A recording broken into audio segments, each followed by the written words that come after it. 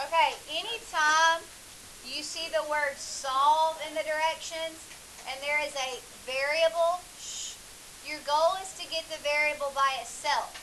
Well, the reason A is currently not by itself is because there's a -1 beside it and there's a square root above it. So that's two things that need to be canceled out so that A will be by itself. Now, normally to get A by itself, we would just add this one to the other side. But since that square root is above it, it's trapping it in. Okay, so you can't move the 1 because it's currently trapped up under the square root. So that means we first have to get rid of the square root. Does anybody know how to get rid of a square root? No, square it. Okay, the inverse operation of a square root is squared, so you'll square it. Okay, those are inverse operations, so they cancel each other out, leaving just the A minus 1. Now, like all equations, you have to balance them. If you square this side, you have to square this side. And so what does that become? And now from here, it's easy. It's just a one-step equation. What do? Add 1, add 1. So A equals 26. Now, you can check your answer, and on this test, you're going to have to, because it says check for extraneous solutions. An extraneous solution is when you get an answer and it's the right answer, but it doesn't work out in the problem. Okay, so let's check this one. If I go back to the original equation and I plug in 26 for A, what is 26 minus 1? What's the square root of 25? So see, that one works. So that is not considered an extraneous solution. All right, number 3. We're trying to get the n by itself. Well, the only thing keeping it from being by itself is the what? The square root. And how do you get rid of a square root? Square it. Whatever you do to one side, you have to do to the other. So now on the left, we just have n, because the squared and the square root cancel each other out. They're inverse operations. And on the right side, we have 4. Okay, now let's check it to make sure that works. If we go back to the original equation and replace the n with a 4, is that a true statement? Yes, the square root of 4 equals 2, so that is a solution. All right, number 5. In number 5, we have two things to get away from the v, the divided by 5 and the square root. You always have to remove the square root first because all of this is trapped up under it, and you can't mess with it until the square root's gone. So square it to get rid of the square root, leaving v over 5, and then square this side, which is still going to be 0, because 0 squared is still 0. Now to get v by itself, how do you move that 5 to the other side? Right, which really isn't going to make a big difference because 0 times 5 is 0. Okay, now let's check it in the original equation to make sure it's a real solution and not extraneous. If I replace the v with a 0, what's 0 divided by 5? And what's the square root of 0? 0, so it works. To be honest, I don't know that you're going to end up with any extraneous solutions on the easy ones, but tomorrow we'll probably start to see some. Alright, number 7 is a little different. For number 7, when you go to get x by itself, you'll see that the 6 needs to move away from it, but it can't yet because it's trapped up under the radical. The 5 needs to move away, but is it trapped? No, so we can go ahead and subtract it to the other side because it's not trapped up under. So now we have the square root of x plus 6 equals 4. Now we're ready to remove the radical by squaring it. And that means you square this side. So now we have x plus 6 equals 16. And now to solve for x, what do I do on both sides? And so x equals 10. Okay, let's check it in the original equation. If I plug in a 10 for x, 10 plus 6 is, and the square root of 16 is, and 4 plus 5 is 9, so it works. Any questions so far? Alright, number 9. This time we have square roots on both sides. So it doesn't really matter what side you start with. I'll just start with the left. To get rid of this square root, won't we just square it? Well, if you square one side, don't you have to square the other side? Well, look what happens. Doesn't that basically cancel out both radicals, leaving 2n minus 5 equals 7 minus n? Does everybody understand that? Now at this point we have a multi-step equation. You have 4 options here. There are 4 different ways you could do this next step. You could subtract the 2n to this side, or you could add the 1n to this side, or you could add 5, or you could subtract 7. It really doesn't matter which one you do. It's just personal preference. So what do y'all want to do? Okay. If we add 5 over here, it'll cancel, leaving just the 2n. Where do we add 5 over here? To the 7, and so now what do we have on the right side of the equation? 12 minus n. Okay, now that you've done that, you only have one option. What's the thing you have to do now? Right, that's like a minus 1n. So you add the 1n to cancel it, and then you add it over here. And so now we have 3n equals 12. Now we have a one-step equation. What do we do? Divide by 3, so n equals 4. Now let's check 4 to make sure it's not extraneous. If I plug in a 4 over here, 2 times 4 is 8, and 8 minus 5 is 3. So I end up with a 3 up underneath. If I plug in 4 right here, 7 minus 4 is 3. So don't I end up with the square root of 3 equals the square root of 3? And that's a true statement, right? So that's our solution. It's not extraneous because it worked. Any questions?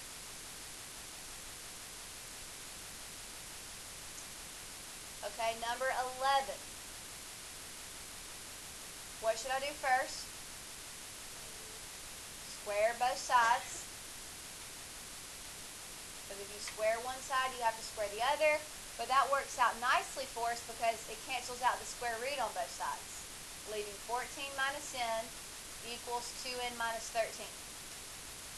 Now you have 4 options. We can subtract the 14 over, or we can add the 13 over. We can add the 1n, or we can subtract the 2n. What would you like to do? Okay, that's fine. It doesn't matter which way you start. As long as you do all the steps right, you'll all end up with the same answer. So 14 now equals 3n minus 13. Now you all have to do the same thing from here. Add 13 over to the 14, because we need to combine the constants. And so now we have 27 equals 3n. And now what do we have to do? Divide by 3. And so n equals 9. Okay, so now let's check it to make sure that works out in our equation. If I put a 9 right here, what is 14 minus 9? 5. So square root of 5. And what's 2 times 9? Minus 13? 5. So you end up with the square root of 5 equals the square root of 5, which is a true statement. So that's the solution. So see how on a test you should really never miss these, especially if it's multiple choice? Because you can just plug it in each time and make sure it makes a true statement. Okay, go ahead and turn to page 12.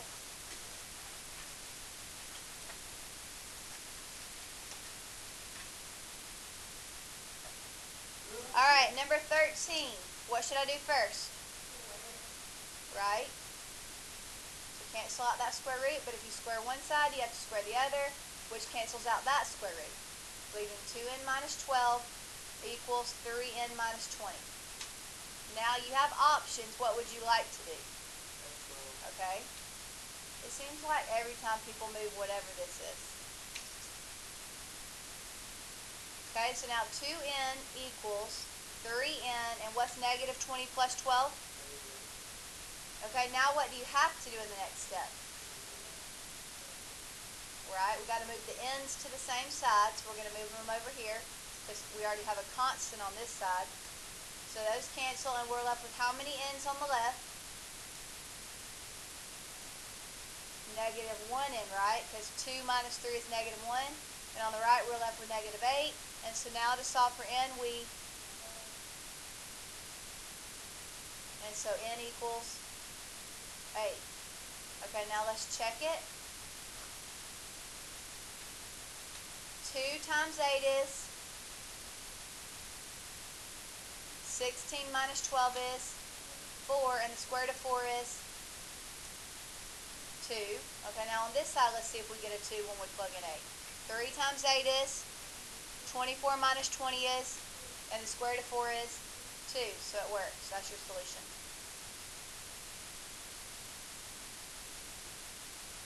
Alright, number 15, what should I do first?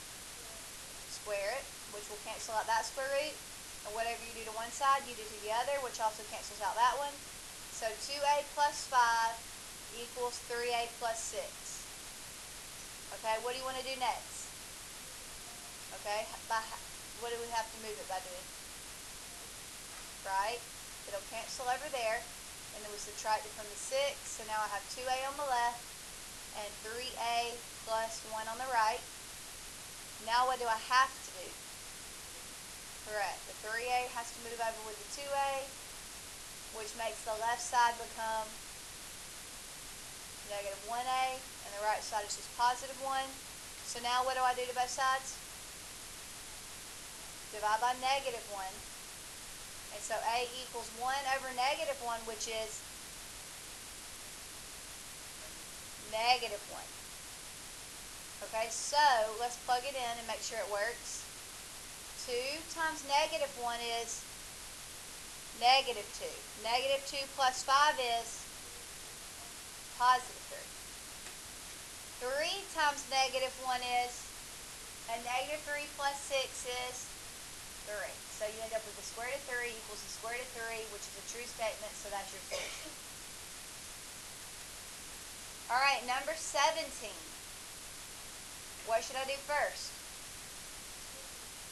Right, which means you have to square this side, so both of the radicals cancel out in the first step. Now you have 2a minus 16 equals 11 minus 8. Now you have several options. What do you want to do? Okay. So those cancel out on the left side, leaving just 2a.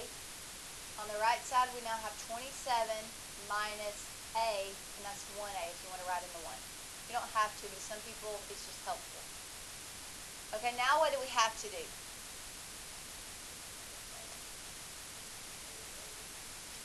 Right, we need to add the 1a over here so that the a's are on one side and the constants are the other. So now we have 3a equals 27, and so the final step is to divide by 3, divide by 3, so a equals 9. Okay, let's check it. If I plug in 9, I get 2 times 9, which is, and 18 minus 16 is 2. So I end up with a square root of 2, and since that's not a perfect square, I'll just leave it a square root of 2. On this side, 11 minus 9 is 2, so I get square root of 2, so that works.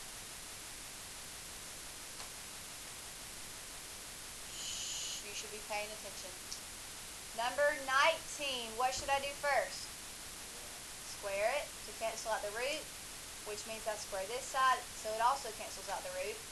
Now I have 3 minus 10n equals n plus 3.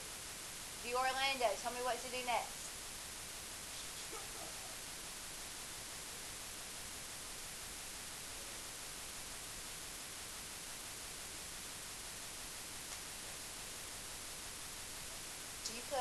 We could subtract this 3, it'll cancel over there, subtract it over here, and it becomes a 0. Okay, so you're left with 0, and then n, and then on this side negative 10n. So now what should I do?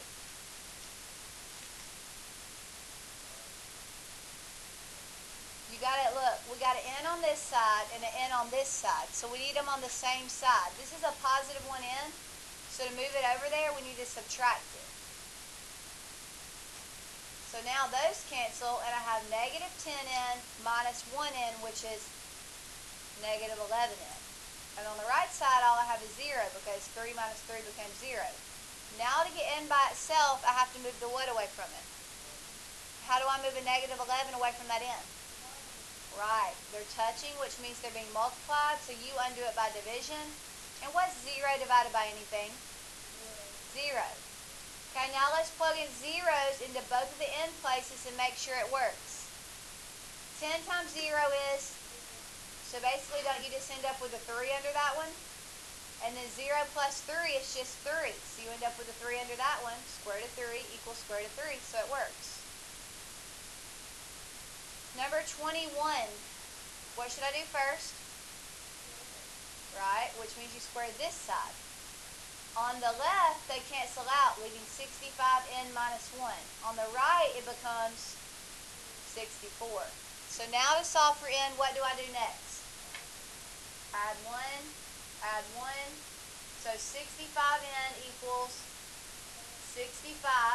And now to solve for n, I only need to divide by 65, divide by 65. So n equals 1. Okay, let's check it. If I plug in 1 right here, 65 times 1 is just 65. 65 minus 1 is, and the square root of 64 is 8. So it works. Number 23. What should I do first? Square it, which will cancel out that square root. And then I have to square this side, which will cancel out that square root, leaving us with 2x plus 10 equals negative 2 minus 2x. Now what do I need to do? Right, I can subtract the 10 to cancel it from this side, and where do I subtract it from over here? The negative 2. So now on the left I have 2x, and on the right I have what? Okay, now what do I have to do? Right, I need my x's on one side and my regular numbers on the other side. And so now I have,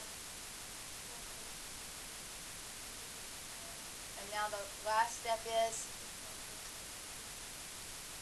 and so x equals negative 4. Okay, now let's check it, make sure it works. Oh, thank you.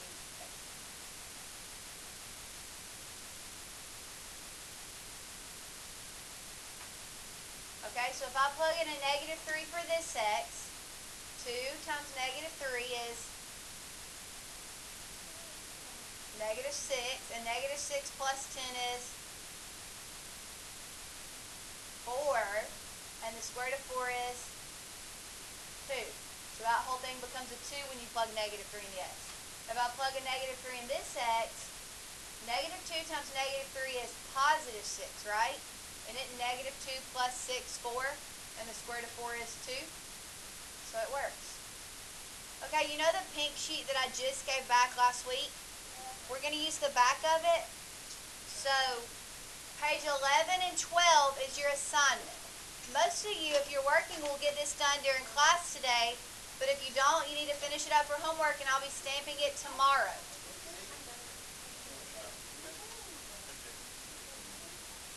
I'm just getting...